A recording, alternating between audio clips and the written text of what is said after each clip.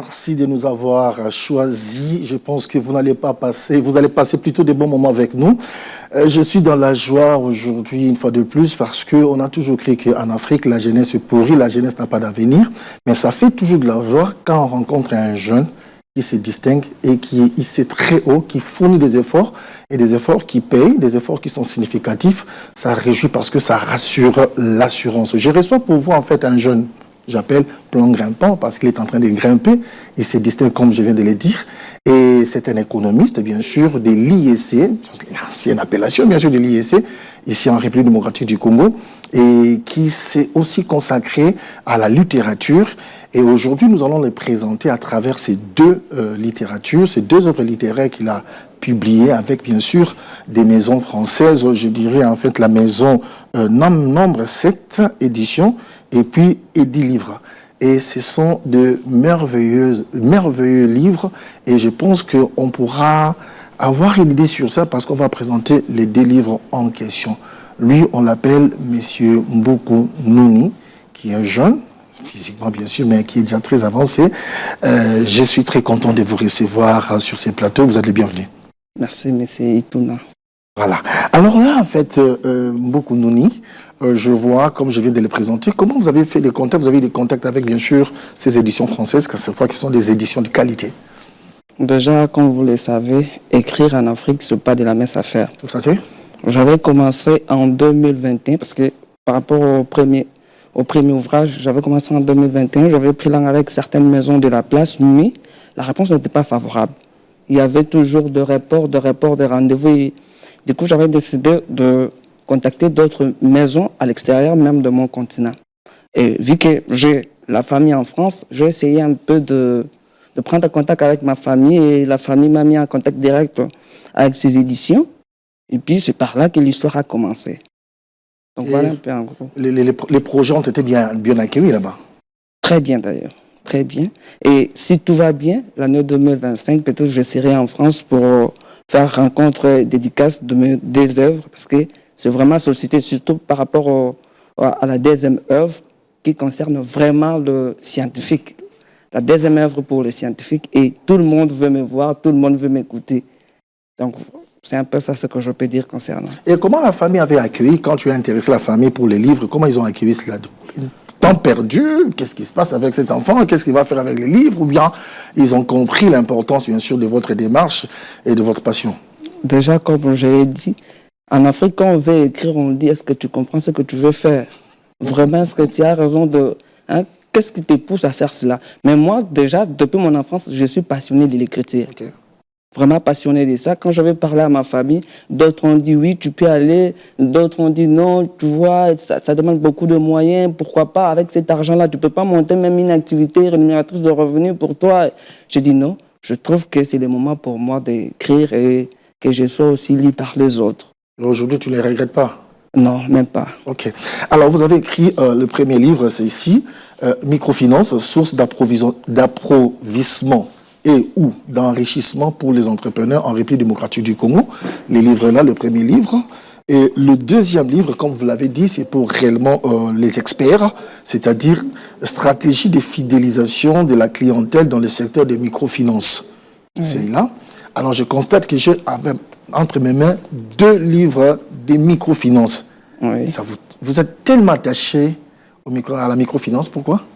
J'ai une spécialisation en microfinance. Okay. Et puis, la microfinance, tout le sujet, soit toutes les thématiques de la microfinance collent avec la réalité. Aujourd'hui, tout le monde veut entreprendre. On a besoin d'avoir une activité, de trouver un financement, mais comment le faire? Avec la première œuvre, j'avais essayé de répondre à cette question. Quand j'étais petit, on nous disait, non, les institutions de microfinance sont des institutions de magiciens, ils sont venus pour appauvrir la population, alors que ce n'est pas ça. Et d'autres, les uns disaient que c'était pour le magicien, et d'autres disaient non, au travers des institutions de microfinance, je suis ce que je suis aujourd'hui. Donc la microfinance a des effets parfois mitigés. Ça dépend d'une personne à une autre. Moi, peut-être vous pouvez me consulter, je vous dis, ah, mais c'est Ituna, vraiment la microfinance, pas la bienvenue. Et vous consultez une autre personne, il vous dira, non, la microfinance, pour moi, m'a donné la vie. Aujourd'hui, je suis marié, aujourd'hui, je sais ci, aujourd'hui, j'ai cela. Donc, la microfinance, Je parle de ça parce que j'ai une spécialisation en ça et puis je parle aussi de l'entrepreneuriat pour la simple raison, j'ai aussi une spécialisation en entrepreneuriat. Ok. Alors, vous avez présenté une dualité dans la microfinance. C'est dû à quoi? Est-ce que c'est dû tout simplement, par exemple, à la gestion des emprunteurs, de ceux qui ont emprunté, des clients? Ou bien c'est aussi, en fait, le contexte économique et social, la situation économique et sociale qui a fait qu'on puisse avoir plus de secteurs, le développement des secteurs informels qui en est la cause pour que nous puissions avoir ces deux tendances-là? Non, je ne dirais pas que parfois c'est la mauvaise foi ou soit la manque d'information de la population. Ici, dans notre pays, beaucoup des organisations, hein, quand je parle des organisations, je vois des entreprises commerciales, sont des entreprises des Indiens. Vous verrez une grande maison, mais on vous dit c'est un établissement. Si c'est pour un Congolais, on vous dit c'est un établissement. Mais vous pouvez trouver une petite maison comme ça d'un Indien, on dit c'est une société SARL ou je ne sais SA. Donc nous, parfois nous voulons évoluer dans l'informel, ce qui ne facilite pas. Alors que nous oublions, si jamais je mets mon argent dans le formel, j'aurai des avantages, vraiment des avantages. Donc pour moi, je trouve que c'est juste un manque d'information et puis vraiment, on n'a pas vraiment le souci aussi de connaître. Par rapport toujours à la microfinance, il y a, nous, quand on veut solliciter un crédit, on s'est dit, bon, en amont, j'ai un projet que je vais monter pour faire ceci. Mais une fois que vous avez ces financements, la première des choses qui nous viennent en tête, c'est quoi? Je vais enlever la dîme. Alors que c'est un crédit, on n'enlève pas la dîme avec un crédit. Allez-y, donc, c'est pas de ça. Vous verrez qu'un projet, c'était un projet de 100 000 francs, on vous donne les 100 000 francs, vous enlevez les 10%. Avec 90 000, le projet ne sera plus le même. Donc, vous devez encore recadrer, accommoder le nouveau projet. Alors que peut-être le premier projet, ça colle avec la réalité, soit la réalité du terrain. Mais lorsque vous redéfinissez le projet, vous verrez que les enjeux aussi changent. Donc tout ça, ça ne facilite pas. Voilà, je reviens maintenant au titre du livre, Microfinance, source d'approvisionnement et ou enrichissement pour les entrepreneurs en République démocratique du Congo. On considère quoi? On retient quoi? Quelle est la réponse que vous donnez à cette question? À cette question, comme je l'ai dit ici précédemment, la microfinance a des effets toujours mitigés. Okay. Moi, je peux pas dire, pour moi, je peux dire que la microfinance m'a donné la vie. Vous pouvez dire que non, la microfinance m'a appauvri. Donc, ça dépend d'une personne à une autre, même les auteurs. D'ailleurs, cette position-là est plus cimentée par Batman et Chan, qui ont dit que la microfinance, vous pouvez monter une activité aujourd'hui, vous dites non, mon activité m'a permis de scolariser mes enfants. Mais peut-être la consommation devient faible chez vous, parce que vous devez rembourser les crédits. L'autre personne dira, non, moi je n'étais pas marié, mais au travers de ce crédit, aujourd'hui je suis marié, aujourd'hui j'ai loué une maison. Mais une autre aussi pourra vous dire, non, moi j'étais bailleur, mais avec les crédits, j'ai vendu presque tout. Donc je ne peux pas confirmer que non, la microfinance est venue pour enrichir la population. Moi encore, je ne peux pas me permettre de le dire que la microfinance est venue pour appauvrir la population. Ça dépend d'une personne à une autre. Il faut maintenant être enseigné. Toujours dans cette thématique, dans cet ouvrage, il y a un aspect caché de l'entrepreneuriat. Aujourd'hui, ceux qui donnent des formations plus entrepreneuriales, ce sont nos pasteurs. Ils n'ont pas de formation. Alors que l'entrepreneuriat, c'est une science comme toute autre. Ok. Alors maintenant, je vois ces thèmes, je vois ces titres, je me suis dit, je vais être dans le camp de l'enrichissement. Oui. Que dois-je faire? Quels sont les principes en tant que client, par exemple, d'une banque de microfinance, d'une institution de microfinance, IMF, je suis client. Alors là, je vous suis, je dis, bon, moi, je vais être parmi les gens qui vont remarquer l'enrichissement à travers la microfinance. Quels sont les principes alors qui vont m'aider, que vous avez élucidé dans ces livres, qui vont m'aider bien sûr à atteindre cet objectif? D'accord, merci pour la question. Déjà, vous voulez être dans le bon côté. Pour être dans le bon côté, il faut d'abord respecter le projet.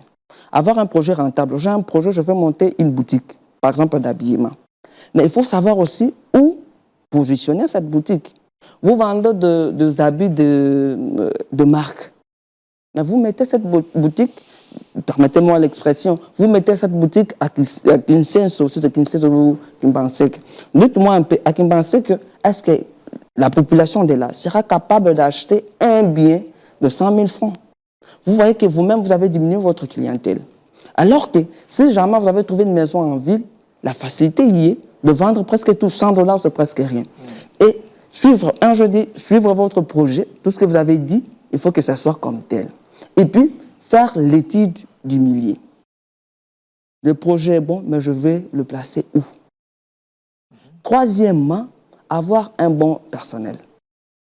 Nous, parfois, nous oublions, on monte une activité, on dit, ici, j'ai beaucoup investi.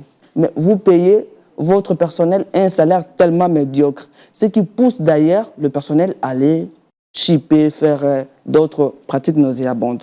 Donc, si jamais on mettait ensemble ces 3 éléments que je viens de dire, ça sera déjà une réussite. Et puis, votre projet ne peut pas être la source de financement de votre maison.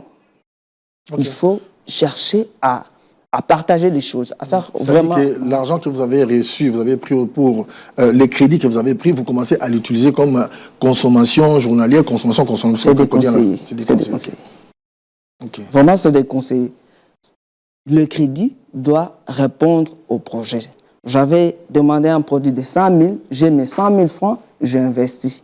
Maintenant, j'attends les retombées de mon projet. Ce n'est pas en amont comme ça, j'ai l'argent, j'enlève la dîme, j'enlève ceci pour les enfants, la consommation autre, je reste avec un montant médiocre. Maintenant, je me dis, maintenant, il faut faire quoi? Donc, je dois aller demander à mon pasteur. Le pasteur te dira, non, il faut mettre la foi, fais l'activité, tu verras la main de Dieu. Alors que ce n'est pas ça. On est dans le monde des affaires. Tout doit être calculé. Hasard n'existe pas. Okay. Donc, dans les affaires, l'inadvertance n'a pas sa place. Tout doit être calculé et tout doit être suivi comme ça a été dit en amont. Okay. Donc, voilà un peu ce que je peux dire par rapport à ça. Parce que nous parlons de la présentation des livres. Est-ce que vous avez encore un petit... Parce qu'on ne va pas tout dire du livre, sinon on ne va pas acheter. Il faut qu'on garde... Est-ce qu'il y a un autre élément, petit élément que tu voudrais que les téléspectateurs puissent comprendre? Bien sûr, ceux qui sont clients, je parle plus des clients que des institutions. Est-ce qu'il y a encore une autre élément par rapport à ça? Merci. Par rapport à ce premier projet, c'est un projet... D'abord, en amont, quand j'avais écrit cette œuvre, je me disais, je voulais me lancer vraiment dans les écritures, parler seulement de mon pays, de la situation de mon pays, parler de l'économie de mon pays, parler de tout qui colle avec la RDC. Mais qu'est-ce que j'avais compris par la suite? Nous, Congolais, nous voulons plus la musique, nous voulons plus de danse autre que le livre. Je me suis dit, non, il faut vraiment changer l'orientation de mon écriture. Mais cette œuvre, c'est pour tout le monde. D'ailleurs, au travers de votre micro, j'ai saisi la balle au bon pour lancer un appel fort au ministre de l'Entrepreneuriat. Vraiment, c'est pour lui, le livre ici. C'est son cadeau. À part l'entrepreneuriat, le ministre de l'Entrepreneuriat, je saisis aussi la balle au bon pour vraiment présenter ce livre à la dame ministre de la Jeunesse, Madame Noëlla, si le nom ne me trompe pas. J'aimerais que Madame Noëlla aussi lise cette œuvre, parce que je suis jeune, comme elle d'ailleurs. Et puis, à part ça, les associations. Dans notre pays, il y a beaucoup d'associations, de mamans entrepreneurs, de mamans ceci, l'œuvre est pour eux. Donc, je ne peux pas tout dire concernant l'œuvre, mais le mien serait qu'eux-mêmes prennent le temps de lire cet ouvrage et puis de me faire part de leurs critiques. Donc, voilà. Merci. Le deuxième ouvrage, en fait, c'est stratégie de fidélisation de la clientèle dans le secteur de la microfinance. Alors, quand vous parlez déjà de la clientisation, de la clientèle plutôt, c'est-à-dire de la fidélisation de la clientèle, donc on se met déjà dans une situation de concurrence presque parfaite. Est-ce que tel est le cas ici dans notre pays, que dans ce domaine, il y a quand même une concurrence presque parfaite? Bon, pour mieux répondre à votre question, la deuxième œuvre est la suite de la première. La première, je parlais de consommateurs, des services, des institutions de microfinance. Maintenant, la deuxième, je viens prendre la position des institutions de microfinance. Okay. Et cette œuvre, vraiment, je la dédie à notre gouverneur de la banque, parce qu'il y a aussi une sous-direction de microfinance. C'est pour elle. Et puis, je vois ici, le ministère de Culture. À part Culture, je vois aussi l'éducation, l'éducation nationale, pourquoi pas aussi l'enseignement supérieur. Vraiment ici, je me suis dit, une fois j'ai eu une entrevue avec une chef de personnel d'une institution de la place. La dame m'a laissé entendre que, mais c'est beaucoup, nous, quand on accorde les crédits, on ne va pas à la poche du client. Je dis, comment ça? On dit, on va les cœurs du client. Je dis, oh, waouh. On les fait, comment les voir, comment Donc, les sont. c'est un peu paradoxal à la logique des banques. La banque voit la poche, mais les institutions de microfinance ne voient pas la poche, voient plutôt le cœur. Donc, elle est allée plus loin pour me dire, non, nous, on compte sur la bonne foi du client. Vous êtes de la clientèle, en gros. Je dis, oh, maintenant, comment vous faites? Vous parvenez à l'identifier, cette bonne foi. C'est ça. Maintenant, je suis allé plus loin. Aujourd'hui, beaucoup des institutions de microfinance, il ne faut pas se voiler la face, beaucoup des institutions aussi sont, ils ont perdu beaucoup d'argent. On vous accorde le crédit, vous dites, non, moi, monsieur Mboukou, je suis à l'IPN XY Avenue. D'accord, on fait l'étude de votre dossier, on dit que c'est recevable, on vous accorde le crédit. Après les crédits, vous n'êtes plus à l'IPN, vous êtes maintenant à Kitambo, soit je ne sais, vous changez directement de l'environnement. Et l'institution n'a plus des informations sur vous. C'est l'institution qui est maintenant perdante. Donc, raison pour laquelle, dans cette œuvre, j'ai essayé de pousser les clients et l'institution. Comment? Lorsque vous avez une bonne politique de la clientèle, on reste fidèle, sans faire beaucoup d'efforts, et le client viendra payer sa dette sans trop d'efforts. Oh, des intimidations, non, on va vous prendre votre parcelle, non. Il sait que c'était un engagement pris, je dois le respecter. Là, vous l'avez dit d'une manière générale, mais sur quoi vous êtes fondé? Quelles sont les réponses? Bon, là, parce qu'il y a des gens qui ont expérimenté ce que vous avez dit au début, là, c'est-à-dire qu'il y a des clients qui viennent, mais ce sont des clients douteux. Bien, des clients, d'ailleurs même pas douteux, mais des clients qui n'ont plus respecté les engagements, qui n'ont plus de traces. Okay. Et quand vous dites que vous avez une bonne politique, concrètement, en fait, qu'est-ce que l'entreprise doit faire pour éviter ces choses-là? Vraiment, cette œuvre, c'est une œuvre vraiment scientifique. Si j'étale les tout, ça ne sera plus. Mais, déjà, il faut voir le profil du client. Le profil du client. À part le profil du client, d'ailleurs, il y a une pratique que beaucoup des institutions ont déjà mis en place, c'est la pratique de crédit en groupe. Oui, ça sécurise un peu l'institution. Oui, le crédit en groupe, oui. Avec le crédit en groupe, on sait qu'il y avait M. Itouna, M. Mboukou, XY. Si M. Mboukou désengagé, il avait déjà pris l'argent, mais il n'est plus en possession de payer cela, les 3 restants vont payer pour M. Mboukou. Okay. Mais il y a aussi l'identité. Dans les institutions de microfinance, on parle des aléas de l'information. Il y a l'aléa de l'information. Parfois, il y a des informations que les clients donnent qui ne sont pas réelles. Parce que je vais les crédits, je viens, mais c'est tout. Moi, j'ai une boutique, j'ai ceci, j'ai cela. Mais raison pour laquelle j'ai dit ici en amont, on compte sur la bonne foi. Est-ce que moi, j'ai un appareil qui me permet de détecter que tout ce que vous me dites, c'est faux? Non. Je prends juste acte, je dis, bon, non, il parle bien, il fait ceci, donc je trouve qu'il peut avoir la bonne foi de rembourser notre crédit. Mais une fois que vous avez les crédits, vous changez les milliers. Et puis, il y a encore une autre chose. J'avais croisé un papa qui m'a dit, moi, je suis bénéficiaire d'un crédit d'une institution de la place dont j'étais les noms.